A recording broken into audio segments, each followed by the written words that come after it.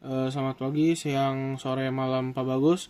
Kami dari kelompok 10 dengan beranggotakan saya Felix Prasna Susanto dengan NIM 5352301121.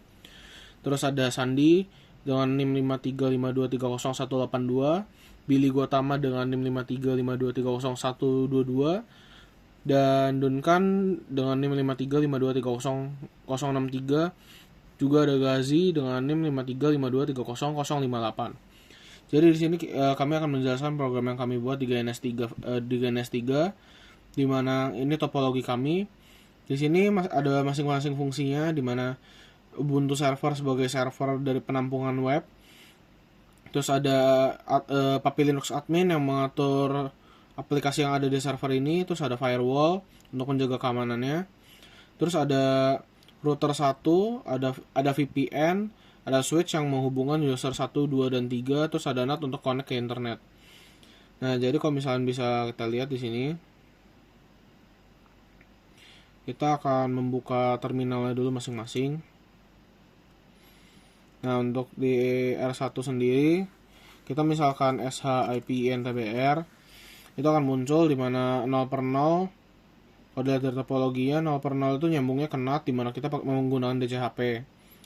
Terus untuk 0 per 1 itu dia mengarah ke R2, kita menggunakan IP-nya 97. Terus kalau untuk yang ke firewall sendiri saya menggunakan IP-nya 65.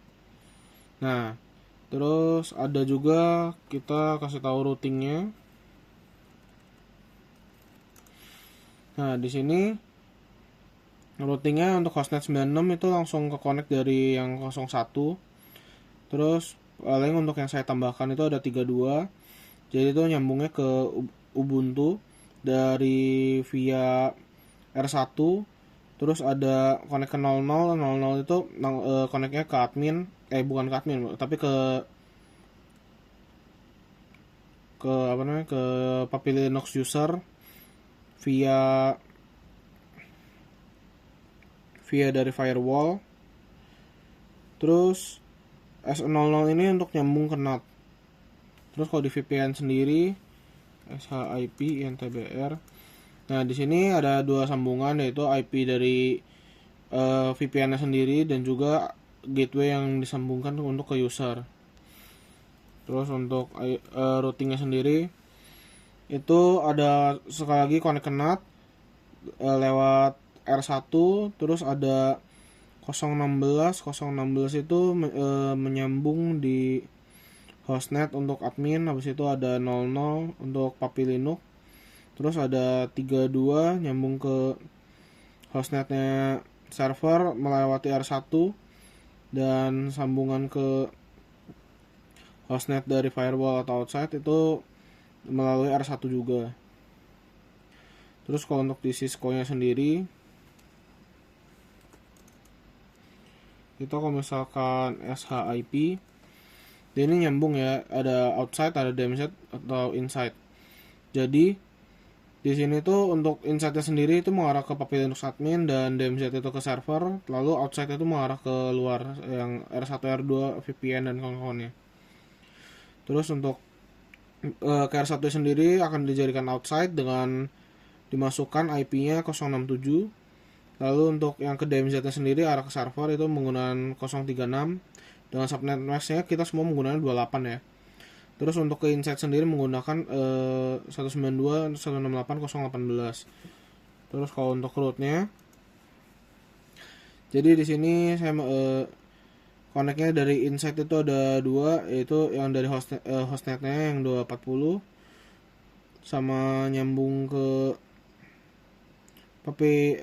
arah firewall ke Puppy Linux admin. Habis itu ada hostnet yang dari server, habis itu nyambungin dari firewall ke arah server itu menggunakan DMZ. Terus untuk yang ke outside ini nyambungin dari hostnet outside-nya sama IP outside-nya menggunakan 67 untuk yang arah firewall ke outside. Terus paling kalau untuk Ubuntu server clone kita sendiri pun ini kita sudah mencoba jalanin code Python-nya. Nah, jadi di sini ada tulisannya kelihatan server is running on 192.168.34 dengan port 12345. Jadi di sini kita kan ada puppy client sama 3 puppy client dan 1 puppy admin. Di sini dimana saya menjalankan code Pythonnya.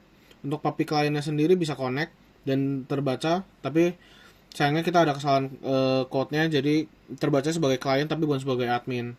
Tapi untuk portnya dan admin IP-nya sudah benar. Dan untuk yang user-usernya kita masih ada kesalahan code dimana jadinya kita nggak bisa connect untuk menjadi di server, masuk ke servernya dan tidak bisa melakukan DM karena kita menggunakan membuat aplikasi DM. Terus kalau untuk code-nya sendiri,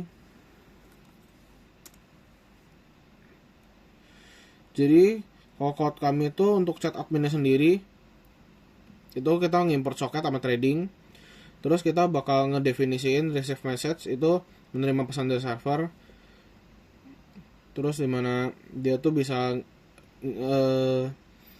menerima pesan atau mengirim pesan. Terus ada mengirim perintah ke server dimana kita bisa ngelist nih klien yang terhubung itu ada siapa aja. Terus bisa broadcast untuk dari admin ini mau nge-broadcast apa ke semua klien. Terus bisa nge-kick kliennya nih, terus sama Ctrl C untuk exit. Terus ke mainnya itu dari dari Ubuntu server. Terus kalau untuk kliennya sendiri itu supaya bisa menerima pesan dari server. Terus mainnya tetap dari Ubuntu server. Terus kalau misalnya harusnya kalau misalnya bisa masuk ada tulisannya connected to server seperti yang tadi sudah ditunjukkan. Terus ini untuk mengirim pesan. Jadi konsep mengirim pesannya itu ntar harus /dm dulu, masukin IP-nya mau kirim ke IP mana, terus baru masukin pesannya. Terus kalau untuk chat server ini bisa mengirim pesan ke klien untuk dengan IP tertentu. Terus kita juga bisa mengenangkan koneksi klien nih ada yang error atau tidak harusnya. Nah terus di sini kita editnya yang supaya bisa /dm itu di server sama udah sih paling ini dong, kayak dia bisa nge-server accept gitu-gitu. Ya sekian dari kelompok kami, terima kasih.